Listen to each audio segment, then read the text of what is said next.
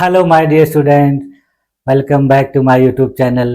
मेरे YouTube channel पर आप लोग का बहुत बहुत स्वागत है। डियर स्टूडेंट, आज की क्लास में हम लोग बीएड फोर्थ सेमेस्टर के हेल्थ एंड फिजिकल एजुकेशन वाले पेपर का अध्ययन करेंगे। इस पेपर में हम लोगों ने 3 यूनिट का अध्ययन कर लिया था।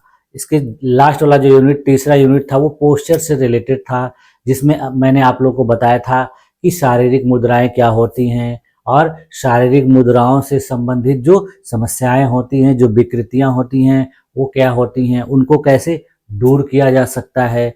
तो ये सारी चीज़ें हम लोगों ने देख लिया। उसके बाद फिर हम लोगों ने देखा था कि व्यक्तिगत स्वच्छता क्या होती है, पर्यावरणीय स्वच्छता क्या होती है। अब आज की क्लास में हम लोगों को फोर्थ यूनिट का अध्ययन करना है, और फोर्थ यूनिट जो है आपका वो है फिजिकल फिटनेस से संबंधित और संचारी रोगों से संबंधित। तो इनके अध्ययन करने के बाद आपको पता चलेगा कि ये संचारी रोग क्या होते हैं और संचारी रोग कैसे होते हैं, संचारी रोगों से बचने के लिए क्या क्या उपाय करना चाहिए, और फिजिकल फिटनेस क्या होता है, यानी शारीरिक स्वस्थता क्या होती है, शारीरिक स्वस्थता से क्या फायदा होता है, और इसको कैसे प्राप्त किया जा सकता है। यदि कोई व्यक्ति फिजिकली फिट नहीं है तो उसको कैसे क्या करना चाहिए। तो इन सारी चीज़ों को चलिए आज की क्लास में देखा जाए। देखिए, आज हम लोग को यूनिट 4 का अध्ययन करना है, और यूनिट 4 में सबसे पहले आपका दिया गया है कम्युनिकेबल डिजीजेस। कम्युनिकेबल डिजीजेस का मतलब होता है संचारी रोग, यानी ऐसे रोग जो एक दूसरे में संचार के माध्यम से फैलते हैं। तो देखिए, सबसे पहले इसको परिभाषित कर लिया जाए कि संचारी रोग यानी कम्युनिकेबल डिजीज वो रोग होते हैं जो व्यक्ति से व्यक्ति, जानवर से व्यक्ति या दूषित भोजन, पानी, हवा या वस्तुओं के माध्यम से फैलते हैं। इन रोगों का जो मुख्य कारण होता है वो विभिन्न प्रकार के बैक्टीरिया होते हैं, वायरस होते हैं, परजीवी होते हैं और फंगस होते हैं, जिनके वजह से होता है। इसके देखिए उदाहरण देख लीजिए कुछ कम्युनिकेबल डिजीज के यानी संचारी रोगों के। जैसे देखिए डेंगू, मलेरिया, टाइफाइड, हैजा, टीबी, खसरा, चेचक, HIV, एड्स इत्यादि। अब देखिए संचारी रोगों का संचरण कैसे होता है, यानी संचारी रोग कैसे ट्रांसमिट होते हैं, इनको किन किन तरीके से ट्रांसमिट किया जाता है और कैसे विभाजित करके इनको अध्ययन किया जाएगा। तो देखिए संचारी रोग जो है विभिन्न माध्यमों से फैलते हैं। इन्हें देखिए मुख्यतः कुछ वर्गों में विभाजित करके अध्ययन किया जा सकता है। सबसे पहला देखिए, इनको प्रत्यक्ष संपर्क के आधार पर ये फैलते हैं, यानी डायरेक्ट कांटेक्ट के आधार पर फैलते हैं। जब कोई व्यक्ति रोगी होता है और उसके संपर्क में कोई स्वस्थ व्यक्ति आता है, तब इसका संक्रमण उसमें हो जाता है। जैसे उदाहरण के लिए देखिए, जब किसी व्यक्ति को देखिए खसरा या चेचक हुआ रहता है, तो उस व्यक्ति के त्वचा से किसी स्वस्थ व्यक्ति के त्वचा का संपर्क होता है तो उसको भी वो चीज हो जाती है।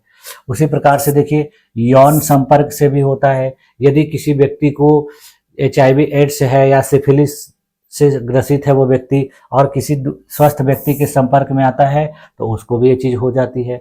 उसी प्रकार से देखिए संक्रमित व्यक्ति के शरीर से निकलने वाले द्रव्यों का संपर्क होता है। यदि कोई व्यक्ति किसी बीमारी से संक्रमित है और उसके शरीर से निकलने वाले पसीने या लार या छींकने से जो वो पानी निकलता है नाक से, तो इसके वजह से भी उस व्यक्ति को बीमारी हो सकती है।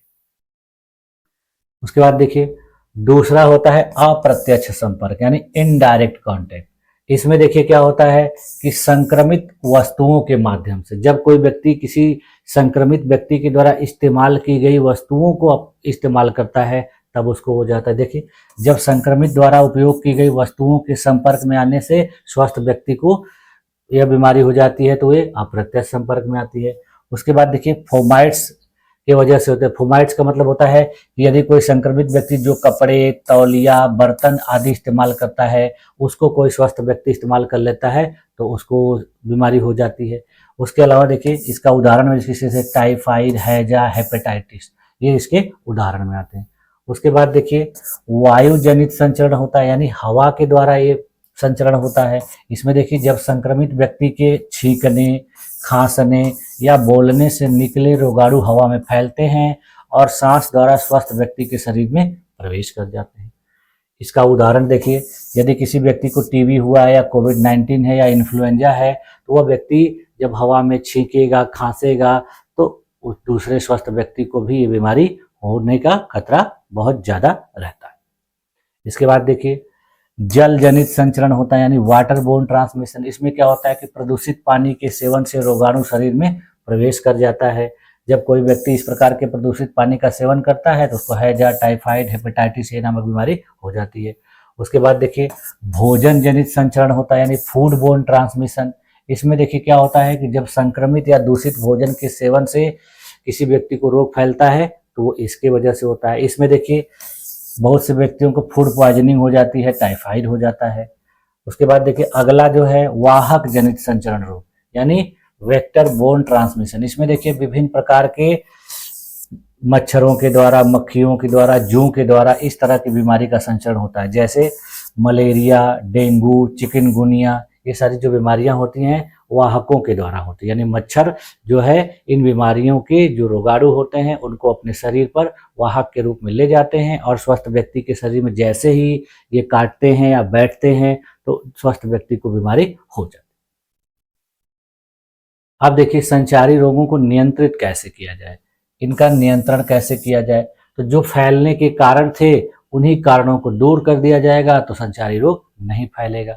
जैसे देखिए कुछ प्रभावी उपाय क्या किए जा सकते हैं कि रोगी का शीघ्र निदान कराएं और उसका उपचार कराएं। यदि किसी व्यक्ति को कोई संचारी रोग हुआ है तो उसका जल्द से जल्द इलाज कराएं और उस व्यक्ति को अपने संपर्क से दूर रखें। उस व्यक्ति के संपर्क में जब तक वह व्यक्ति नहीं आ जाता है तब तक आप न जाएं, या जाएं तो उस मास्क लगा के जाएं या फिर ग्लव्स पहन के उसके वस्तुओं और चीज़ों को इस्तेमाल करें, तब जाके उससे बचाव किया जा सकता है।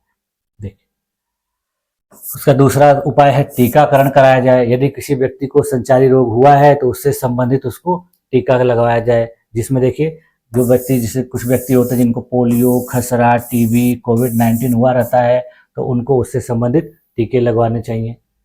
सार्वजनिक स्वास्थ्य उपाय करना चाहिए यानी स्वच्छता बनाए रखना चाहिए, शुद्ध पेयजल का इस्तेमाल करना चाहिए, खुलों में शौच पर रोक लगाना चाहिए, कचरे का उचित निपटान करना चाहिए, कीटनाशक और फॉगिंग द्वारा मच्छरों का नियंत्रण करना चाहिए। उसके अलावा देखिए अगला उपाय है व्यक्तिगत स्वच्छता को अपनाकर, यानी खुद से स्वच्छता को अपनाएंगे। इसका मतलब कि हाथ धोना, मास्क पहनना, सुरक्षित यौन संबंध बनाए रखना, ये सारी चीज़ों को ध्यान में रखकर तब इनसे बचा जा सकता है। अब देखिए संचारी रोगों की रोकथाम, इसके लिए देखिए क्या करना पड़ेगा कि व्यक्तिगत स्तर पर, सामुदायिक स्तर पर और सरकारी स्तर पर कदम उठाना चाहिए। जिसमें देखिए व्यक्तिगत स्तर पर आप क्या कर सकते हैं, नियमित हाथ धो सकते हैं, स्वच्छता का पालन कर सकते हैं, अपने द्वारा इस्तेमाल किए जाने वाले भोजन और पानी को उबाल कर या शुद्ध करके इस्तेमाल करेंगे, उचित पोषण और इम्यूनिटी को बढ़ावा देंगे और टीकाकरण करवाएंगे। उसी प्रकार से देखिए सामुदायिक स्तर पर इस पर कैसे रोकथाम लगाई जा सकती है। गंदगी और मच्छरों के प्रजनन स्थलों को नष्ट करना चाहिए, सार्वजनिक स्थानों पर स्वच्छता बनाए रखना चाहिए, बीमारी के लक्षणों वाले व्यक्तियों को आइसोलेट कर देना चाहिए। आइसोलेट का मतलब होता है कि उनको अलग कर देना चाहिए, एक अलग स्थान पर रहना चाहिए जहाँ पे सभी लोगों का आवागमन न हो। तो इस प्रकार से सामुदायिक स्तर पर रोकथाम लगाई जा सकती है। उसी प्रकार से देखिए सरकारी स्तर पर कैसे रोकथाम लगाई जाती है कि सरकार के द्वारा विभिन्न बीमारियों के लिए देखिए मुफ्त टीकाकरण अभियान चलाया जाता है, स्वास्थ्य जागरूकता कार्यक्रम आयोजित कराए जाते हैं और पानी और सीवरेज की उचित व्यवस्था कराई जाती है, जिससे यह सरकारी स्तर पर भी रोका जा सकता है। अब देखिए जो प्रमुख संचारी रोग हैं उनके नियंत्रण और रोकथाम के कुछ उदाहरण हैं, उनको भी हम लोग इस प्रकार से देखिए चार्ट के माध्यम से देख लेते हैं। जैसे देखिए रोग का नाम एक तरफ है, एक तरफ रोकथाम के उपाय है और वह नियंत्रण के उपाय। तो देखिए जैसे मलेरिया नामक संचारी रोग है, इसके लिए रोकथाम के लिए उपाय देखिए क्या किया जा सकता है कि मच्छरदानी का उपयोग किया जाए, फॉगिंग का उपयोग किया जाए। नियंत्रित कैसे किया जाए, एंटी मलेरिया दवा ली जाए और बुखार की जांच, यानी किसी व्यक्ति को हुआ नहीं है तो उससे कैसे बचा जाएगा, यदि किसी को हो गया है तो उसको कैसे ठीक किया जाएगा। देखिए यदि किसी व्यक्ति को डेंगू हो गया है तो डेंगू होने के लिए क्या करना चाहिए, पहले रोकथाम के लिए कि रुके हुए पानी को हटाना चाहिए और फॉगिंग का उपयोग करना चाहिए। अगर मान लीजिए किसी व्यक्ति को हो गया तो उसको देखिए तरल पदार्थ देने चाहिए और उसके लक्षणों को देखकर उसका सही से इलाज कराना चाहिए। उसी प्रकार से देखिए टीबी एक संचारी रोग है, इसके लिए देखिए रोकथाम के लिए क्या करना चाहिए कि बीसीजी का टीकाकरण लगवाना चाहिए और खांसने पर मास्क लगाना चाहिए। यदि किसी व्यक्ति को हुआ है तो उसका शीघ्र निदान करना चाहिए, उसे दवा का पूरा कोर्स कंप्लीट करना चाहिए। टीबी का देखिए दवा का जो कोर्स होता है उसको यदि कोई व्यक्ति रोगी है और पूरा कोर्स कंप्लीट नहीं करता है तो उसको फिर से होने का खतरा रहता है, वो ठीक नहीं होता है। उसी प्रकार से देखिए हैजा नामक संचारी रोग के लिए रोकथाम के लिए स्वच्छ पेयजल का इस्तेमाल करना चाहिए, सफाई रखनी चाहिए। यदि किसी व्यक्ति को हो गया है तो उसको रिहाइड्रेशन थेरेपी लेनी चाहिए और एंटीबायोटिक्स का सेवन करना चाहिए।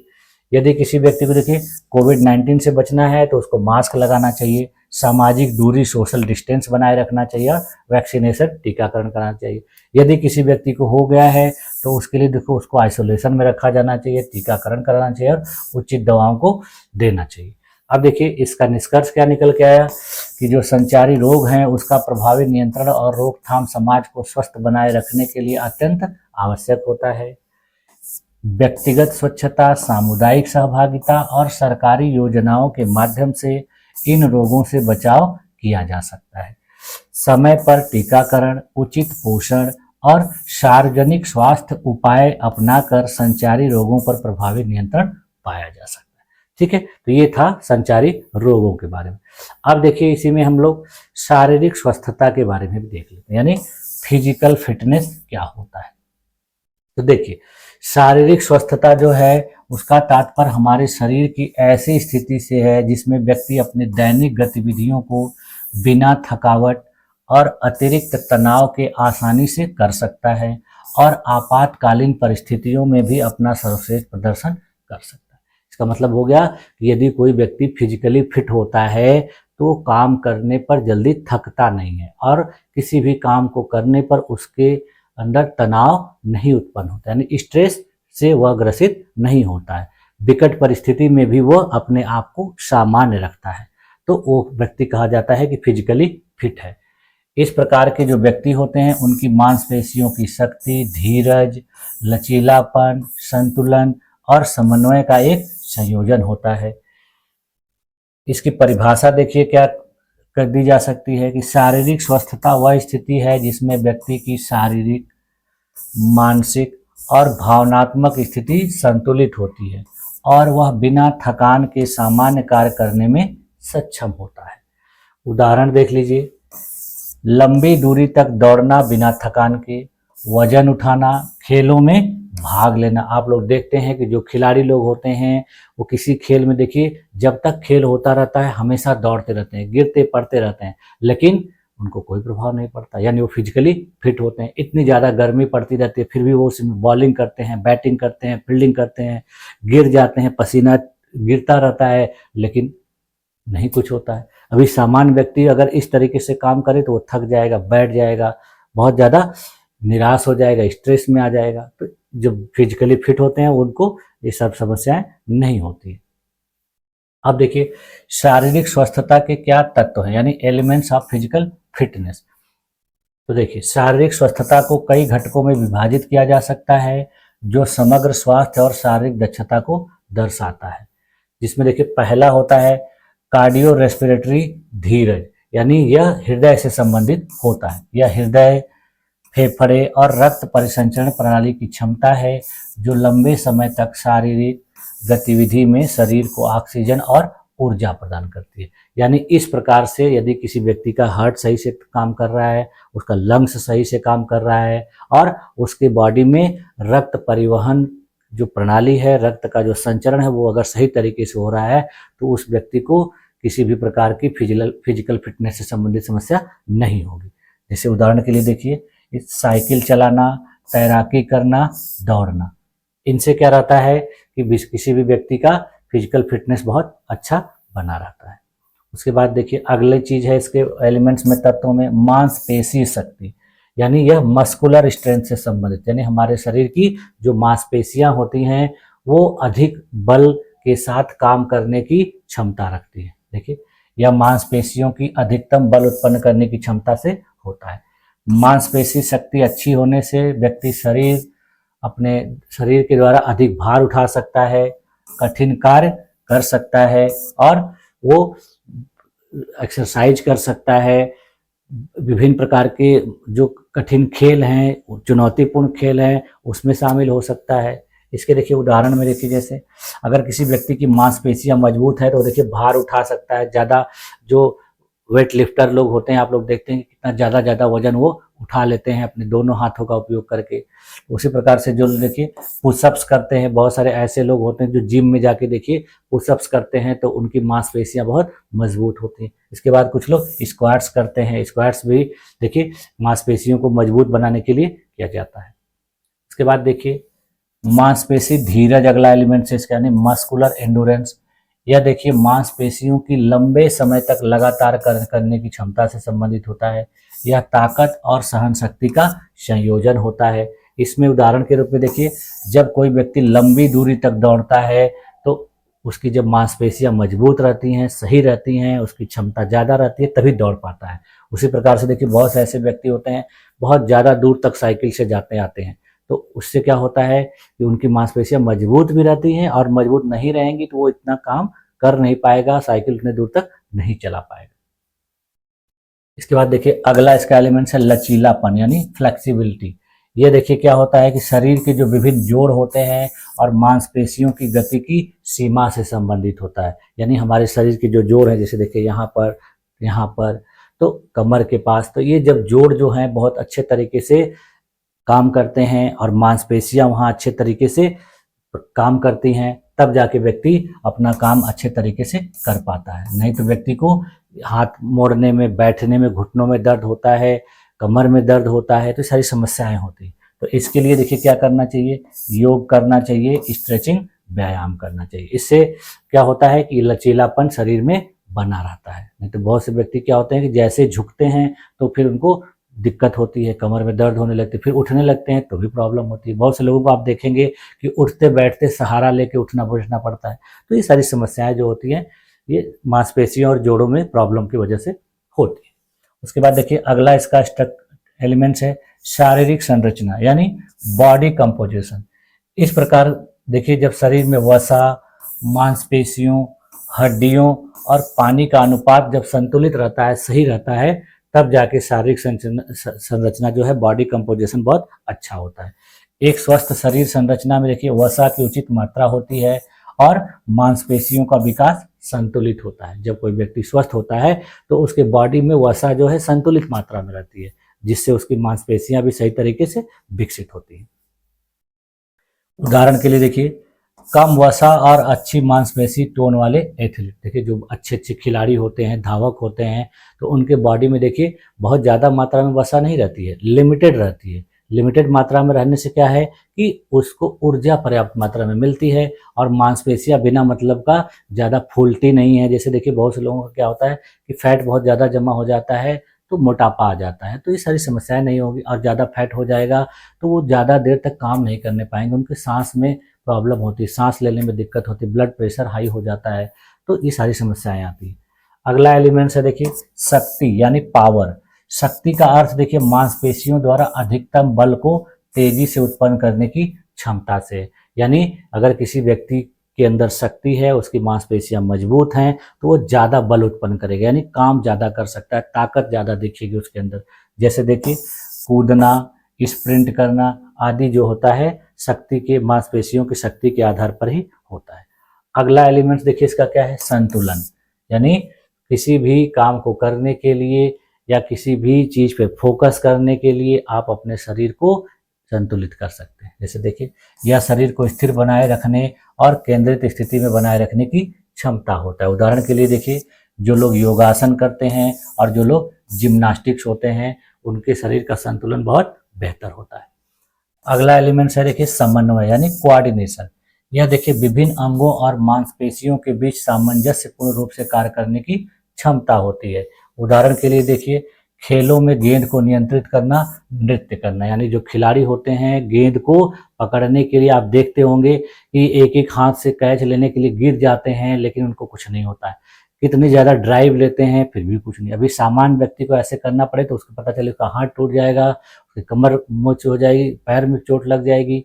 तो समस्या। उसी प्रकार से जो लोग डांसर होते हैं वो देखिए किसी कैसे कैसे स्टेप्स में डांस करते हैं लेकिन उनको कोई प्रभाव नहीं पड़ता। अभी एक सामान्य व्यक्ति को जो इन सब चीज़ की प्रैक्टिस नहीं करता उसको करा दीजिए तो थक जाएगा, बहुत पता चले पैर में दर्द होने लगा तो कहाँ दर्द होने लगा तो परेशान हो जाएगा।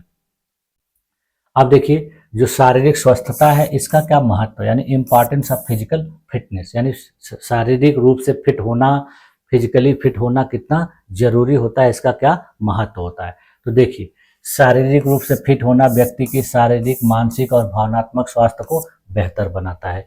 इससे देखिए क्या होता है कि जीवन की गुणवत्ता बेहतर होती है और दीर्घकालिक स्वास्थ्य समस्याओं को रोकने में मदद मिलती है। पहली चीज देखिए इसके महत्व में क्या है कि रोग प्रतिरोधक क्षमता बहुत ज़्यादा होती है। यदि कोई व्यक्ति शारीरिक रूप से फिट होता है तो उसको छोटे मोटे रोग आसानी से नहीं होते हैं, तो वो उससे बच जाता है। उदाहरण के लिए देखिए जो व्यक्ति नियमित व्यायाम करने वाले होते हैं उनको सर्दी, फ्लू और अन्य संक्रामक रोगों का खतरा बहुत कम होता है। उसी प्रकार से देखिए मानसिक स्वास्थ्य में सुधार, जब कोई व्यक्ति फिजिकली फिट रहेगा, एकदम शारीरिक रूप से स्वस्थ रहेगा तो उसका मानसिक स्वास्थ्य भी बहुत अच्छा होता है। देखिए शारीरिक गतिविधियां मस्तिष्क में एंडोर्फिन हार्मोन का स्राव करती हैं जिससे तनाव, चिंता और अवसाद बहुत कम होता है। उदाहरण के लिए देखिए योग और ध्यान से मन शांत रहता है। यदि कोई व्यक्ति योगा नियमित करता है या फिर ध्यान मेडिटेशन करता है तो उसका मन बहुत शांत रहता है, मानसिक रूप से वो बहुत स्थिर होता है। इसके बाद देखिए अगला इंपॉर्टेंस है हृदय स्वास्थ्य में सुधार। जब कोई व्यक्ति फिजिकली फिट होता है तो नियमित व्यायाम करने की वजह से उसका हृदय बहुत अच्छा होता है और हृदय के द्वारा रक्त परिसंचरण बहुत बेहतर तरीके से होता है। हृदय रोगों में किसी भी प्रकार का खतरा नहीं होता, यानी हृदय रोग नहीं होते हैं। देखिए इसके लिए दौड़ना, तैरना और एरोबिक व्यायाम करना बहुत आवश्यक होता है। उसके बाद देखिए फिजिकल फिटनेस से मोटापे से बचाव होता है। यदि कोई व्यक्ति फिजिकली फिटनेस को अपने बनाए रखा है, फिजिकली फिट है, तो उसको किसी भी प्रकार के मोटापे से ग्रसित नहीं होना पड़ेगा। वो एकदम फिजिकली, देखिए बहुत से लोग बोलते हैं कि एकदम फिजिकली फिट है, यानी उनका पेट वगैरह नहीं निकला रहेगा, अनायास मोटा नहीं होंगे, वजन नहीं बढ़ेगा, तो सारी समस्याएं से वो बचा रहता है। इसके लिए देखिए क्या होगा कि जो व्यक्ति नियमित रूप से व्यायाम करते हैं उनकी जो कैलोरी होती है वो बर्न होती है, खर्च होती है, जिसकी वजह से वो मोटापे से बचते हैं। मांसपेशियों और हड्डियों को मजबूत बनाता है। यदि कोई व्यक्ति फिजिकली फिट है तो उसकी मांसपेशियां और हड्डियां मजबूत होती हैं। इसके लिए देखिए वेट ट्रेनिंग और स्ट्रेंथ ट्रेनिंग करने वाले जो व्यक्ति होते हैं उसकी देखिए मांसपेशियां और हड्डियां बहुत मजबूत होती है। आप लोग देखते होंगे विभिन्न प्रकार के खेलों में कि देखने में लगते हैं कि बहुत पतले पतले हैं लेकिन कितना ज़्यादा वजन उठा लेते हैं, कितना भारी भारी गोला वो लोग आराम से हाथ से फेंक देते हैं, भाला फेंकते हैं। तो ये लोग क्या होते हैं, बहुत फिजिकली फिट होते हैं। जितने भी खिलाड़ी होते हैं आप देखेंगे वो फिजिकली बहुत फिट होते हैं। इसका देखिए अगला महत्व क्या है कि ऊर्जा स्तर में वृद्धि होती है। यदि कोई व्यक्ति फिजिकली फिट है तो वो ऊर्जावान होता है और हमेशा एक्टिव रहता है। देखिए नियमित व्यायाम करने वाले व्यक्ति थकान महसूस नहीं करते हैं। उसी प्रकार से जो खिलाड़ी होते हैं वो भी बहुत ज़्यादा देर तक खेलने के बाद जल्दी थकते नहीं है। इससे देखिए फिजिकली फिट रहने से व्यक्ति की जीवन प्रत्याशा बहुत ज़्यादा होती है। आप लोग देखते होंगे कि बहुत सारे ऐसे खिलाड़ी हैं, एक्टर एक्ट्रेस हैं जो आपको 75 साल 80 साल के हो जाते हैं फिर भी लगता है कि बहुत यंग है, यानी बहुत ज़्यादा समय तक वो जीवित रहते हैं। अभी आप लोग देख लीजिए, जैसे अमिताभ बच्चन को देख लीजिए या सचिन तेंदुलकर को देख लीजिए, मुकेश अंबानी को देख लीजिए, नीता अंबानी, जितने भी लोग आप देखेंगे कि जो लोग अच्छे काम करने वाले लोग हैं, जो मेहनत करते हैं, शारीरिक श्रम करते हैं, तो वो लोग फिजिकली फिट होते हैं और उनका खान पान भी बहुत अच्छा होता है, इसलिए वो लोग ज़्यादा उम्र तक जीवित रहते हैं। देखिए ये लोग जो है संतुलित जीवन शैली अपनाते हैं जिसके वजह से लोग स्वस्थ रहते हैं। अगला देखिए इसका महत्व क्या है कि इससे कार्य क्षमता में वृद्धि होती है, इनहेंसेंस वर्क एफिशिएंसी। जब व्यक्ति शारीरिक रूप से स्वस्थ रहेगा तो उसके कार्य करने की क्षमता बहुत अच्छी रहेगी और वो किसी काम को बेहतर तरीके से करेगा, ज़्यादा देर तक करेगा, थकान नहीं होगी। देखिए फिट व्यक्ति लंबे समय तक काम करने में सक्षम होता है। अब देखिए जो शारीरिक स्वस्थता होती है इसको बनाए रखने के लिए कौन कौन से तरीके अपनाए जाने चाहिए, यानी ways to maintain physical fitness. तो देखिए, शारीरिक स्वस्थता को बनाए रखने के लिए सबसे पहला काम है कि नियमित व्यायाम करना चाहिए। यानी किसी व्यक्ति को अगर फिजिकली फिट रहना है तो उसको रोजाना कम से कम 30 से 45 मिनट तक व्यायाम करना चाहिए। इसके अलावा देखिए, उसको दौड़ना भी चाहिए, तैरना चाहिए और योगा करना। उसके बाद दूसरी चीज, उसको संतुलित आहार लेना चाहिए। नहीं, ऐसा आहार लेना चाहिए जो पोषक तत्वों से भरपूर हो और संतुलित मात्रा में। ऐसा नहीं है कि बहुत ज्यादा मात्रा में ले लें, नहीं, संतुलित रूप से। देखिए, पोषक तत्वों से भरपूर आहार लें, वसा और शर्करा से बचें, यानी फैटी चीजों का सेवन न करें और एकदम शुगर का सेवन न करें। हरी सब्जियों को खाएं, फल, प्रोटीन और अनाज का सेवन करें। तीसरा चीज है, पर्याप्त मात्रा में नींद लें, यानी 6 से 8 घंटे की गहरी नींद शरीर को आराम और पुनर्जीवन प्रदान करती है। यदि कोई व्यक्ति 6 से 8 घंटे की नींद नहीं ले पा रहा है तो आप देखेंगे वो फिजिकली फिट नहीं रहता। इसके बाद देखिए, अगला उपाय क्या है कि तनाव को नियंत्रित रखें। यानी आप किसी भी बात पर बिना मतलब का छोटी छोटी बातों पर स्ट्रेस ना लें, तनाव ना लें। और इसको दूर करने के लिए देखिए, योग करिए, ध्यान करिए या गहरी सांस लेने की तकनीक को अपनाइए, जिससे आपका तनाव नियंत्रित होगा। और अगला चीज है, धूम्रपान और शराब से बचें। यानी जो लोग नशे का उपयोग करते हैं तो उन लोगों में भी फिजिकल फिटनेस की बहुत ज़्यादा समस्या होती है, वो फिजिकली फिट नहीं होते। देखिए, नशे से दूर रहें क्योंकि यह शरीर की फिटनेस को नुकसान पहुंचाता है। तो देखिए, इसका कंक्लूजन क्या निकल के आ रहा है कि जो शारीरिक स्वस्थता होती है यह एक स्वस्थ और सक्रिय जीवन का आधार होती है। यह न केवल शरीर को स्वस्थ रखती है बल्कि मानसिक और भावनात्मक संतुलन भी प्रदान करती है। सही तरीके से व्यायाम, संतुलित आहार और स्वस्थ जीवन शैली अपनाकर शारीरिक फिटनेस को बनाए रखा जा सकता है। यदि कोई व्यक्ति फिट है तो वह न केवल अपनी व्यक्तिगत और व्यावसायिक जिम्मेदारियों को बेहतर तरीके से निभा सकता है बल्कि समाज में एक प्रेरणादायक भूमिका भी निभाता है। ठीक है, तो ये आज हम लोगों ने किसके बारे में अध्ययन किया, फिजिकल फिटनेस के बारे में और संचारी रोगों के बारे में। तो ये दोनों चीजें आज की क्लास में हम लोगों ने अच्छे तरीके से देख ली और मुझे पूरी उम्मीद है कि आप लोगों को ये सारी चीजें अच्छे तरीके से समझ में भी आई होंगी। मैं देखिए, इन सारी चीजों को एकदम शॉर्ट फॉर्म में आप लोगों को करवा रहा हूं, जिससे आप लोगों को एग्जाम में क्वेश्चन का आंसर लिखने में बहुत ज्यादा मेहनत करने की जरूरत ना पड़े। आप एक इसका ब्रीफ अध्ययन कर लेंगे तो एग्जाम में क्वेश्चन का आंसर आसानी से लिख लें। ठीक है, तो आप लोगों को ये सारी चीजें बहुत अच्छे तरीके से समझ में भी आई होंगी, ऐसा मैं उम्मीद करता हूँ। और आप लोगों ने मेरी इस क्लास में अपने आप को इतने देर तक बनाए रखा, इसके लिए भी आप लोग का बहुत बहुत धन्यवाद। मिलते हैं नेक्स्ट क्लास में, तब तक के लिए थैंक यू।